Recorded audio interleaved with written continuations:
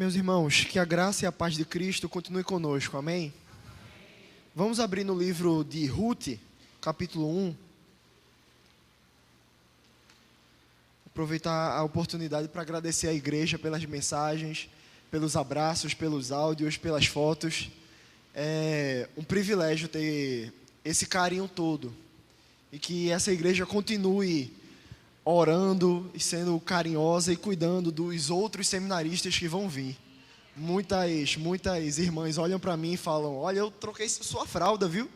Isso não é vergonha nenhuma para mim. É um privilégio ter sido cuidado por essa igreja.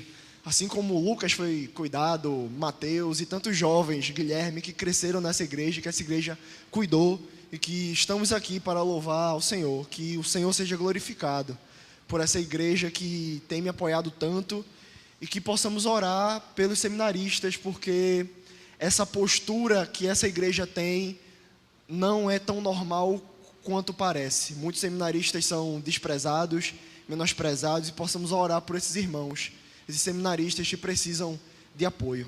Mas vamos ouvir a voz do nosso Senhor no livro de Ruth. Nós vamos começar hoje uma jornada nesse livro. Vamos intercalar entre 1 Pedro e Ruth. Nós vamos ver todo o livro de Ruth. Vamos começar hoje, mas vamos intercalar exposições em Ruth e exposições na primeira carta de Pedro. Vamos começar hoje o livro de Ruth, capítulo 1, do versículo 1 até o versículo 5. Ruth, capítulo 1, do versículo 1 até o versículo 5, diz assim a palavra do nosso Senhor. Nos dias em que julgavam os juízes, houve fome na terra, e um homem de Belém de Judá saiu a habitar na terra de Moabe, com sua mulher e seus 2 filhos. Este homem se chamava Elimeleque e sua mulher Noemi. Os filhos se chamavam Malom e Quilion, efrateus, de Belém de Judá. Vieram à terra de Moabe e ficaram ali. Morreu Elimeleque, marido de Noemi, e ficou ela com seus 2 filhos, os quais casaram com mulheres moabitas. Era o nome de uma Orfa e o nome da outra Ruth, e ficaram ali quase 10 anos. Morreram também ambos, Malom e Quilion, ficando assim a mulher desamparada de seus 2 filhos e de seu marido. Vamos orar? Senhor Deus e Pai, que privilégio, Senhor, é estar diante da Tua palavra.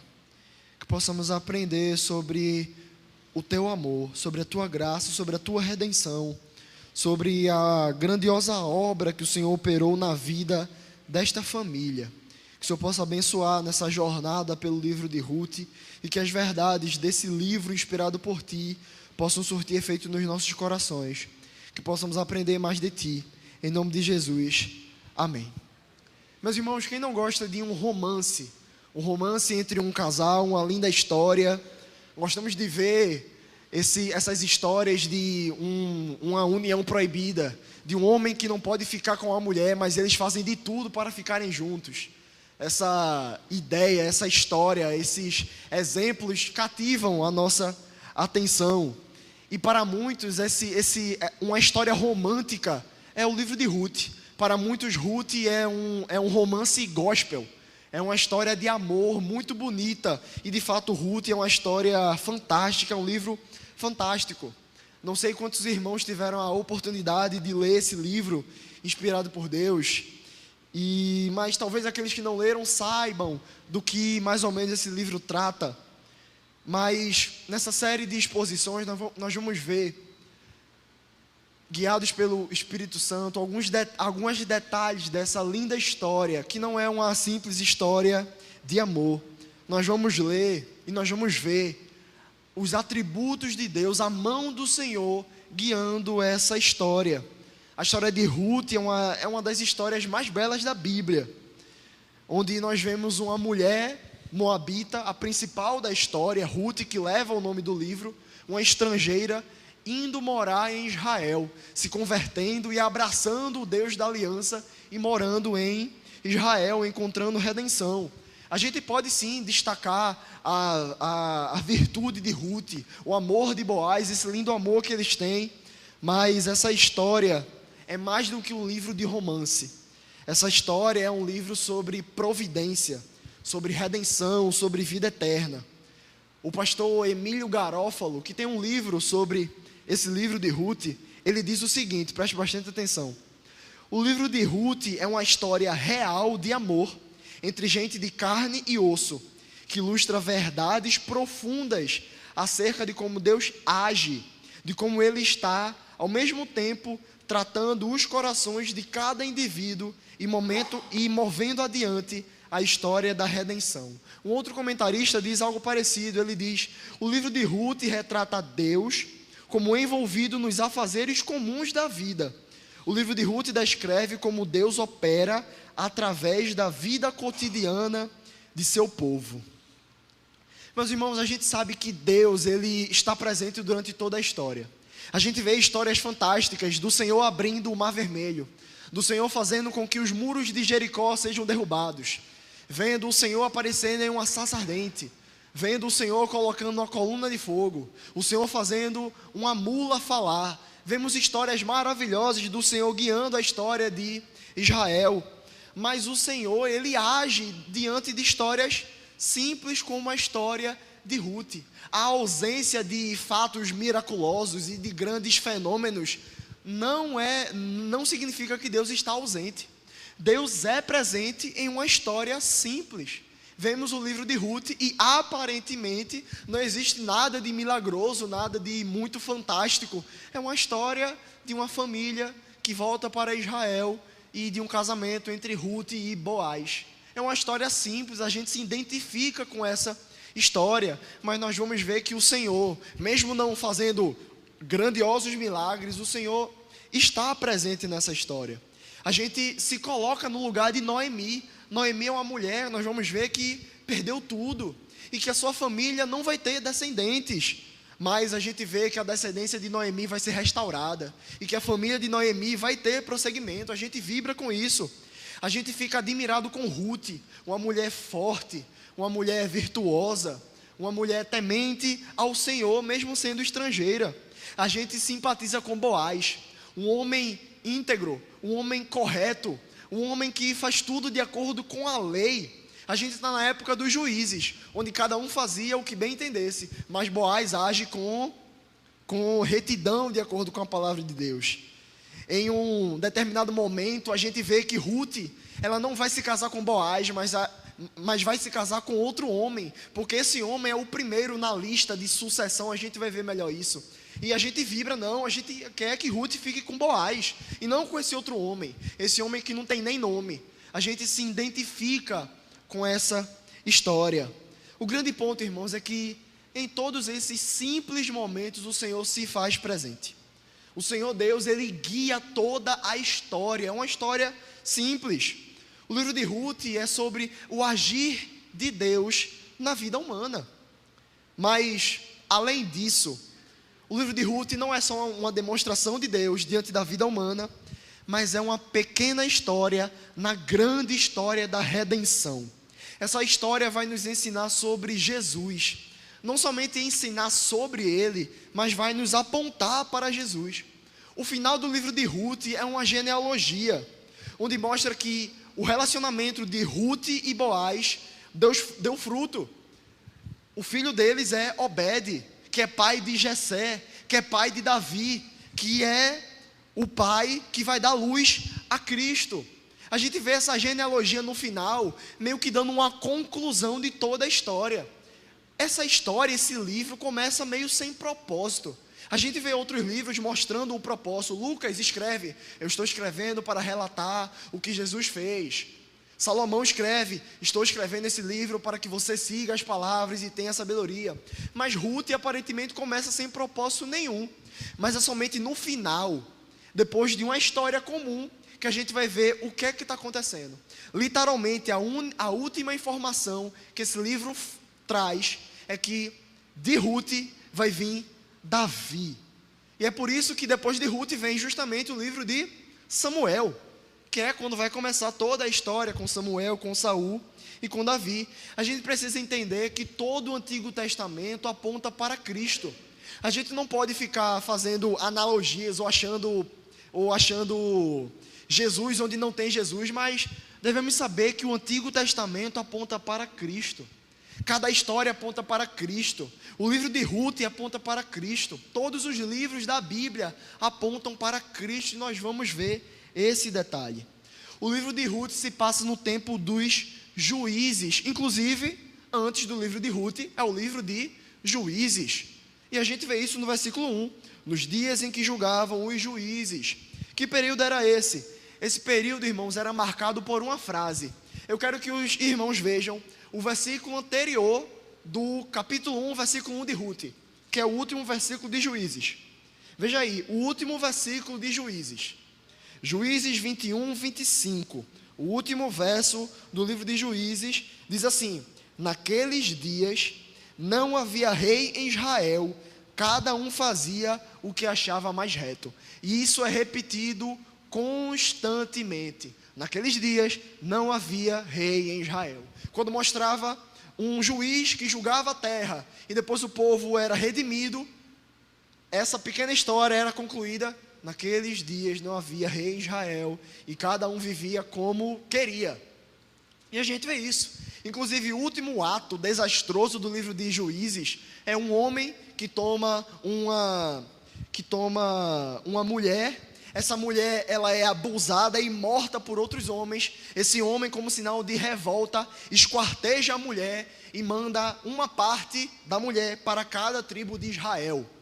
Essa é o sangue presente no livro de Juízes, onde não havia rei em Israel e que os homens faziam o que quisessem. Emílio Garófalo dizendo que, ele brinca, falando que se fossem fazer um filme de Juízes, seria proibido para maiores de 38 anos, porque é um livro realmente pesado. É um livro onde o povo de Deus está em tremenda idolatria. O período dos Juízes é imediatamente quando o povo entra na terra prometida, comandado por Josué. Moisés lidera o povo no Egito. Moisés, ele fere a rocha, e a disciplina é que ele não vai entrar na terra prometida. Então Josué sucede Moisés. A gente vê o livro de Josué conquistando a terra prometida com o povo. Eles entram, mas Josué comete uma falha de não deixar um sucessor. Quando Josué morre, não existe ninguém para liderar Israel. Então Israel vive em um grande ciclo sem fim, onde Israel vive em idolatria.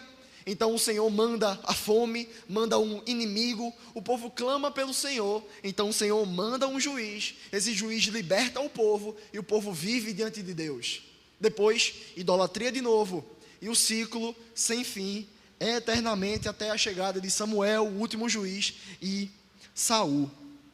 Esse livro foi escrito provavelmente durante o reinado de Davi, certamente por alguém da corte de Davi, talvez mesmo até o próprio Davi, ou Asaf, ou o profeta Natã. A gente vê pelas informações que o livro traz, que com certeza era alguém que conhecia a linhagem de Davi, conhecia a família de Davi. Nós não sabemos ao certo quem escreveu, mas sabemos que é um livro inspirado pelo nosso Senhor. Mas, meus irmãos, diante de tudo isso, vamos ter sempre em mente o propósito do livro, que é mostrar a mão de Deus guiando a vida do seu povo e redimindo a família de Noemi para o nascimento do Messias. Vou repetir. O livro de Ruth vai mostrar a mão de Deus guiando a vida do seu povo, em especial a vida da família de Noemi para o nascimento do Messias. A gente vai se concentrar nos 5 primeiros versos, mostrando o começo dessa linda história. A história não vai começar nada bonita, mas a gente vai ver que diante da tragédia dessa família, o Senhor guiou tudo isso, e a gente sabe que no final essa família vai ser redimida. Vamos ver esses primeiros 5 versículos, vendo a graça de Deus diante da infidelidade do seu povo. O versículo 1 diz assim, acompanhe comigo, por favor. Ruth 1, versículo 1 diz assim: nos dias em que julgavam os juízes, houve fome na terra. E um homem de Belém de Judá saiu a habitar na terra de Moabe com a sua mulher e os seus 2 filhos. Então, nos dias em que os juízes julgavam a terra, houve fome na terra. E um homem de Belém de Judá saiu para habitar na terra de Moabe. Meus irmãos, isso aparentemente é algo tão tradicional na vida de Israel, porque Abraão, na terra prometida, muito tempo atrás, quando a fome veio para a terra, ele migrou para o Egito.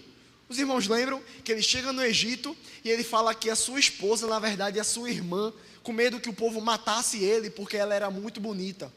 Quando houve fome em Canaã, Abraão migra para o Egito. Da mesma forma, com Isaac, quando a fome chegou na terra, Isaac foi para a Filístia. Ele migrou para a Filístia. E quando a fome chega na terra, Jacó vai para o Egito. Ou melhor, José manda buscar a família. Jacó sai da terra prometida e vai morar no Egito. Os irmãos lembram disso? Jacó manda seus filhos no Egito procurar comida, que era algo extremamente comum. Aqui não tem comida, então vamos lá no Egito ver se tem comida. Isso aconteceu com Abraão, com Isaac e Jacó. Inclusive, meus irmãos, essa história de Ruth, ela parece ser uma grande metáfora, um grande apontamento da vida de Israel, mas é algo que a gente vai tratar mais à frente em outros domingos. Aqui vai falar que que esse homem foi morar como estrangeiro. A gente vê aqui, e um homem de Belém de Judá saiu a habitar na terra de Moabe. Essa palavra habitar no original não é simplesmente habitar, mas significa habitar como estrangeiro. As palavras no hebraico carregam sentidos ocultos, e essa palavra é usada para um homem que vai habitar em uma terra como estrangeiro. E Elimeleque vai, até o versículo 1 é um homem, não é Elimeleque, é um homem, tá?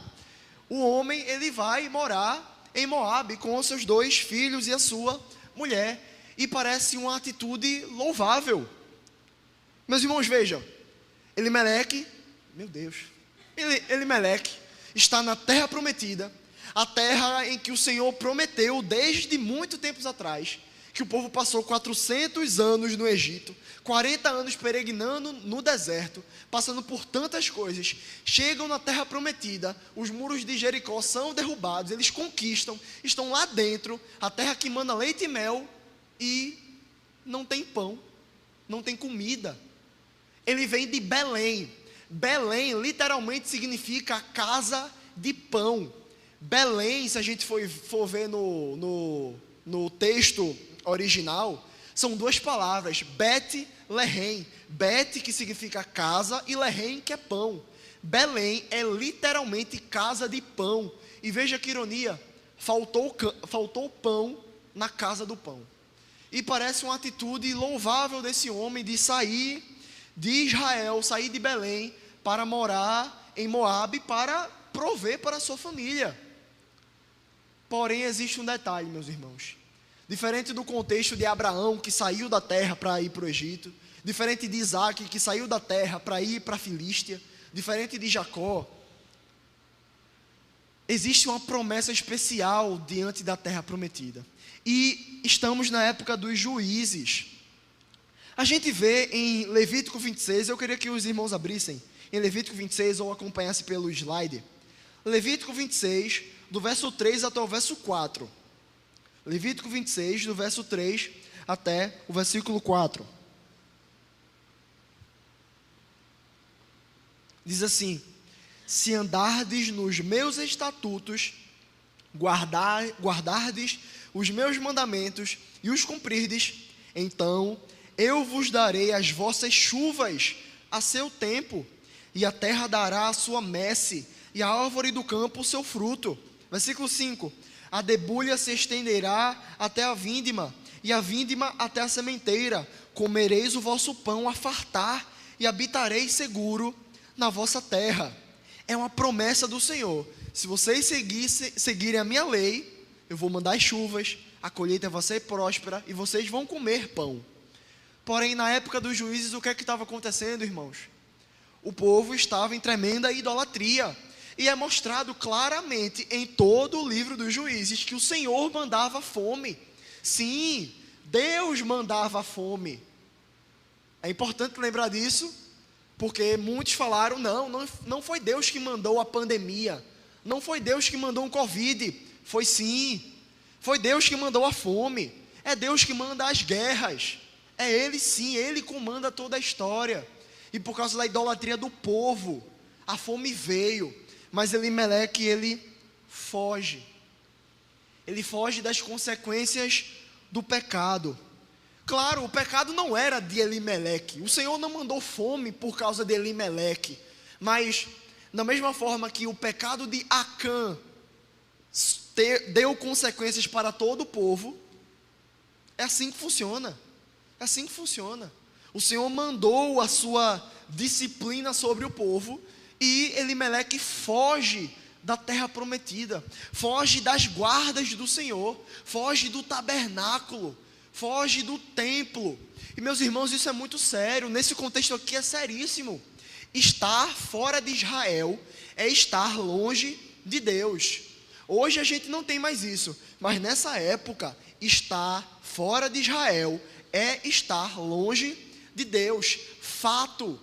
Elimeleque fugiu de Deus, não confiou na provisão do Senhor, ele não clamou a Deus. A gente vê que é tão fácil.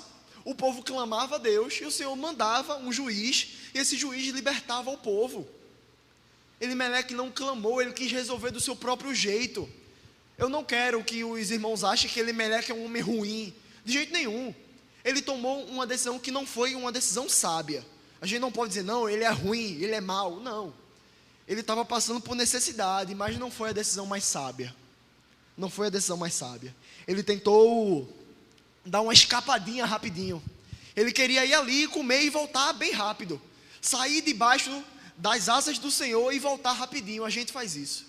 A gente gosta de racionalizar o nosso pecado. A gente gosta de dar desculpas para cometer pecado. A gente acha que sair da vontade do Senhor e voltar é tranquilo, é bem rapidinho. Mas não é, meus irmãos. Estar fora da presença do Senhor nunca é uma opção. Elimeleque deixou a terra da aliança para viver como um estrangeiro fora de Israel. Ele abandonou a Deus. Ele abandonou a Deus, a proteção do Senhor. O Senhor é onipresente. Ele está presente em todos os locais. Mas ele disse que haveria bênção especial naquela terra. E ele vai para Moabe, não sei porquê, talvez ele ficou sabendo, talvez ele viu, ou ele tentou a sorte, mas Moabe tinha pão, Moabe tinha comida. Por que na casa do pão não tinha pão, mas em Moabe tinha? Moabe, que é fruto do relacionamento entre Ló e sua filha. A gente vê isso em Gênesis, do nada, a história está correndo e do nada mostra Ló tendo relações sexuais com a sua filha, e a sua filha dá à luz a Moabe, e a sua outra filha dá à luz a Bet-Ani. Então esses dois povos, Moabe e Bet-Ani, dão origem a esses dois povos. A origem do povo moabita é uma origem terrível, e é um povo inimigo de Israel. Os inimigos de Israel tinham pão, Israel não tinha. Mas isso não é desculpa para ele ir para Moabe, de forma alguma. Não podemos nos iludir com as bênçãos que os ímpios têm. Não podemos nos deixar levar pela aparente bênção que aqueles homens estavam vivendo. Moabe tinha pão, mas eles não tinham a presença do Senhor. Moabe tinha fartura de alimento, mas eles não tinham a graça do Senhor sobre eles. Não tinham. Nesse período, não tinham. E Elimeleque se deixou levar pela prosperidade desse povo ímpio. E isso não pode acontecer conosco, meus irmãos. No versículo 2 diz o seguinte: este homem se chamava Elimeleque, e sua mulher Noemi. Os filhos se chamavam Malom e Quilion, efrateus de Belém de Judá.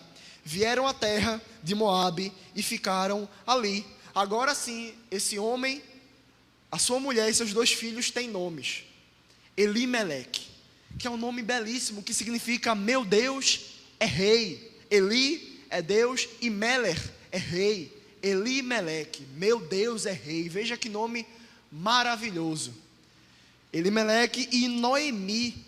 Noemi significa delícia, prazer, significa uma coisa agradável, beleza. Mas seus filhos, Malom e Quilion, existe um debate infinito sobre a tradução desses nomes, mas eu resolvi pegar duas traduções que significa desgraça e o outro significa infertilidade.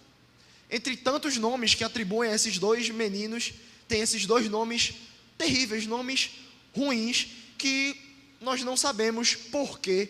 Existe um debate muito grande, mas eu resolvi não trazer para os irmãos, não seria proveitoso, não teria sentido para a nossa exposição. E o autor acrescenta dizendo que eles eram efrateus de Belém de Judá. Aqui uma coisa mais histórica para os irmãos não se confundirem. Efrateus é da tribo de Efraim.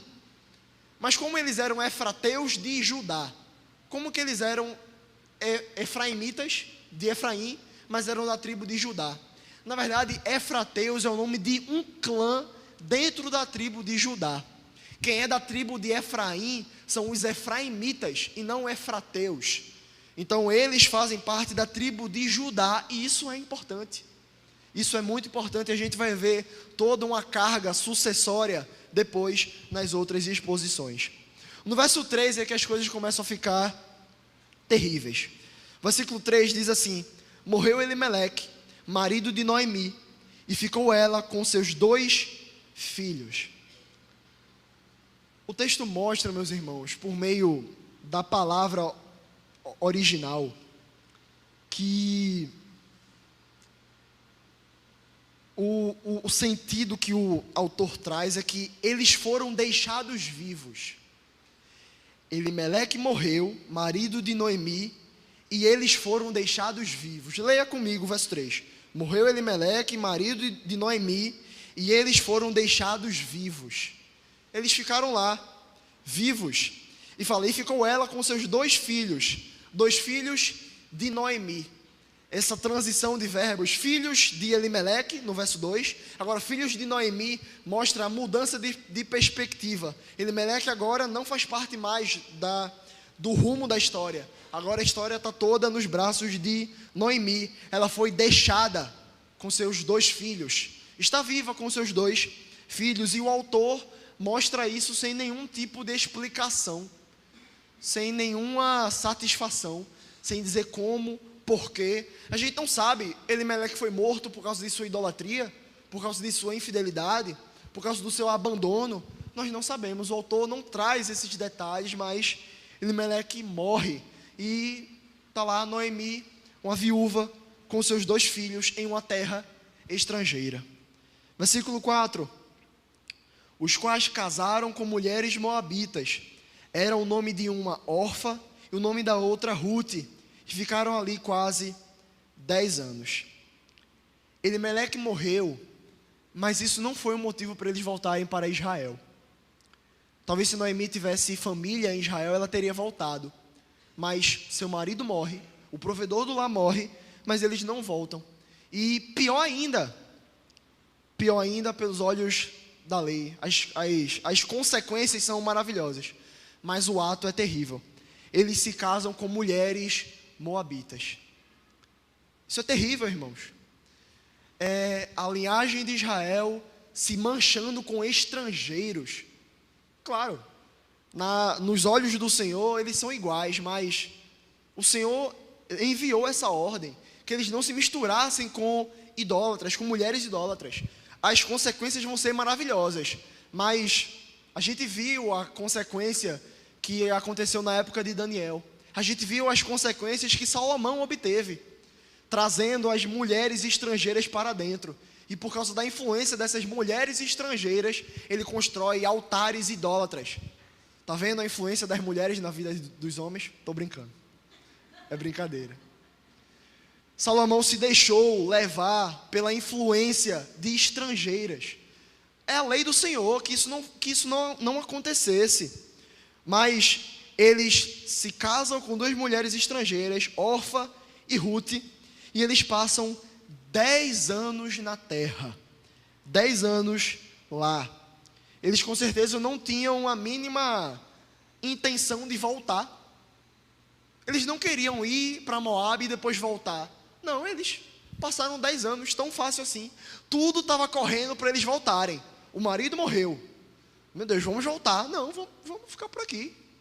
Os meninos vão crescer, vão se casar, a gente vai viver aqui em Moabe. Não existiu preocupação nenhuma para voltar para a terra da aliança. E um detalhe, eles passaram 10 anos lá e não tiveram filhos. Isso é muito sério. Porque nessa época o pessoal tinha muitos filhos. E a infertilidade era algo desastroso. A gente vê quando Abraão e Sara, eles tentam literalmente 10 anos terem um filho, eles não conseguem, eles se desesperam e eles tomam uma decisão de ter um filho de uma maneira errada com a sua serva Agar. Depois de 10 anos eles se desesperam. 10 anos sem filhos, 10 anos de um casamento sem frutos é uma tragédia, é uma tristeza. E nós não sabemos se isso foi disciplina do Senhor, mas em Moabe tudo corre de forma terrível. 10 anos sem filhos, para nós hoje parece normal, mas naquela época era algo terrível, era algo agonizante. Era algo agonizante. E essa situação introduz algo importante no livro de Ruth, que é a descendência de Noemi. Noemi perde seu marido, e a gente vai ver, a gente já leu, a gente vai ver no verso 5 que os 2 meninos morrem. E a descendência dessa família fica ameaçada. Isso é grave, isso é terrível. O nome de Elimeleque vai ser esquecido da terra. A tribo Efrata, de Judá, de Belém, vai ser esquecida da terra. Isso é um problema. Isso é terrível, isso é vergonha, isso é vexame. Mas o Senhor há de redimir essa história. A gente vai ver no versículo 5. Morreram também ambos, Malom e Quilion, ficando assim a mulher desamparada de seus 2 filhos e de seu marido. Eles estão na terra prometida, a fome vem, eles vão para Moabe, o pai morre, eles se casam com mulheres idólatras, eles não têm filhos por 10 anos e os 2 meninos morrem. Tudo só está piorando, meus irmãos. Quando Noemi volta para Israel, ela fala: eu saí daqui cheia e agora eu estou vazia. Ela volta com Ruth, a gente sabe disso, mas ela fala: eu saí daqui ditosa, eu saí daqui abastarda, mas eu voltei vazia, sem nada, sem ninguém. É a mesma ideia. Morreram também ambos, Malom e Quilion, e ela ficou. A mulher ficou desamparada de seus 2 filhos e de seu marido. Agora sim, a descendência de Elimeleque está ameaçada. A casa de Judá, dessa tribo, vai ser totalmente esquecida. Essa tragédia abala a vida de Noemi, tanto que Noemi chega em Israel, o povo chega, olha para ela e fala: essa aí é Noemi? Essa é mesmo Noemi? Aí ela fala: não me chame Noemi, me chame de Mara. Mara significa amarga, me chame de amarga, de Mara, porque grande amargura me tem me dado o Senhor. Veja a consciência de Noemi: grande amargura tem me dado o Senhor.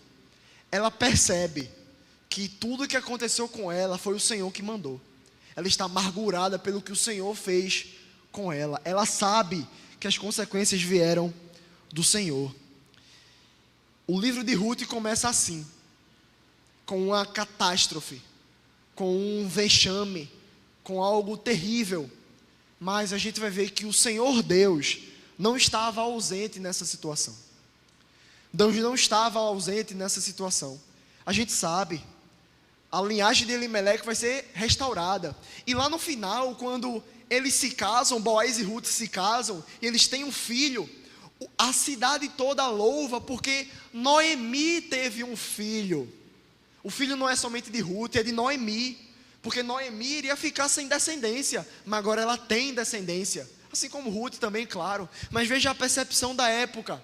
Eles louvam ao Senhor porque Noemi perdeu seu marido, seus 2 filhos, e agora ela tem um filho, seu neto, mas ela tem um filho, a descendência vai ser continuada. E que descendência incrível, meus irmãos. Davi, e maior de tudo isso, Jesus Cristo, uma mulher amargurada, fez com que dela saísse a linhagem de Cristo. Jesus Cristo, nosso Salvador. Meus irmãos, é esse o propósito do livro de Ruth. A história é contada e no final ele conclui. Isso tudo para vir Davi. Davi, que é o grande símbolo de Cristo. Quando fala que Davi ele vai reinar para sempre. De Davi vai vir Cristo que vai reinar para sempre, meus irmãos. Essa história, essa família vai ser redimida. E o que isso tem a ver conosco? O que esse início tem a ver conosco, eu queria aplicar para os irmãos rapidamente. A primeira aplicação, meus irmãos, é que nós não podemos fugir das consequências do pecado. Nós não podemos fugir da mão pesada do nosso Deus. Quando Davi pecou severamente, o Senhor chegou perante Davi e perguntou se Davi preferia a fome, se Davi preferia cair nas mãos dos inimigos, ou ele preferia cair nas mãos do Senhor. Ele disse: eu prefiro cair nas mãos do Senhor. Eu prefiro sofrer as consequências do Senhor. E meus irmãos, a consequência que Davi teve do Senhor foi muito pior do que fome ou uma guerra vencida. A sua casa virou uma bagunça. Filho querendo matar, seu filho querendo matar o seu outro filho. Briga de irmãos. O seu filho querendo ficar no seu lugar, querendo lhe matar para tomar o trono. Essa foi a consequência que Davi passou. Mas ele se arrependeu de fato. Ele passou por esse tempo duro, mas ele teve um coração quebrantado. Ele se arrependeu, ele genuinamente se arrependeu. E nós somos tolos, somos filhos insubmissos quando fugimos da consequência do nosso pecado. Nosso pecado traz consequência.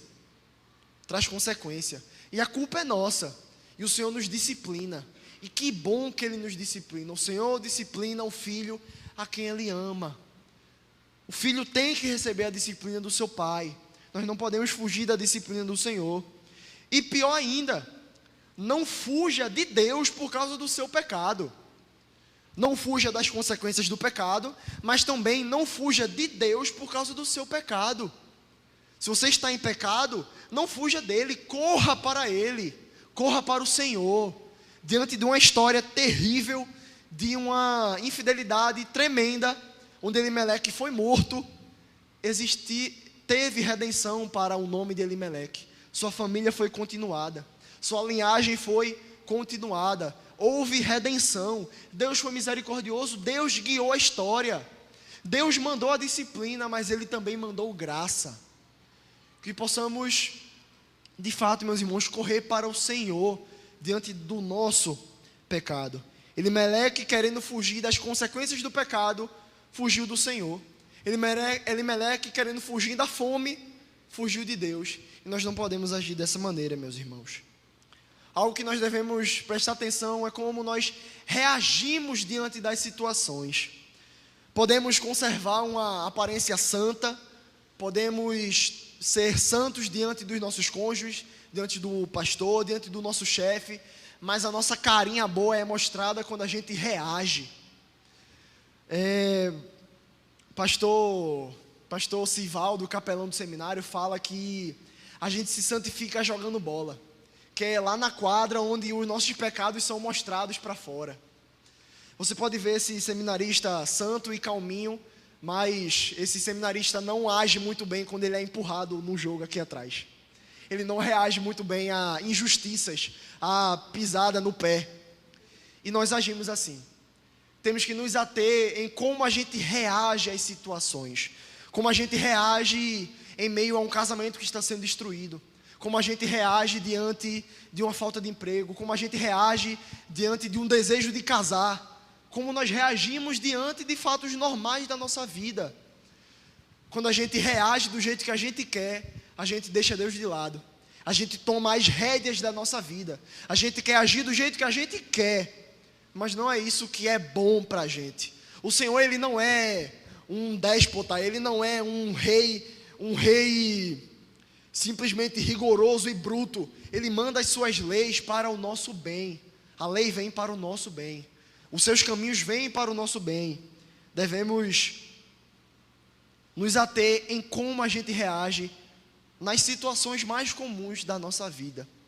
E, para finalizar, uma última aplicação, meus irmãos, é que existe redenção para nós. Diante de tragédias, diante de mortes, diante de perdas, diante de pecados, o Senhor, Ele é gracioso. Ele age com misericórdia, Ele tem misericórdia de nós. Essa história que começa com algo terrível, termina em Cristo. Possamos olhar para Cristo. Essa história só existe esperança por causa de Cristo. E a nossa história também. Diante de perdas, pecados, vexames, mortes, a nossa esperança está em Cristo. No Cordeiro que foi imolado, que morreu no nosso lugar e que por causa dele temos a vida eterna. Possamos olhar para essa família e nos identificar com essa família. Que existe esperança debaixo do nosso Senhor. Que o Senhor guia a história e o Senhor não está ausente. Que possamos descansar no nosso Senhor. Que o Senhor nos abençoe.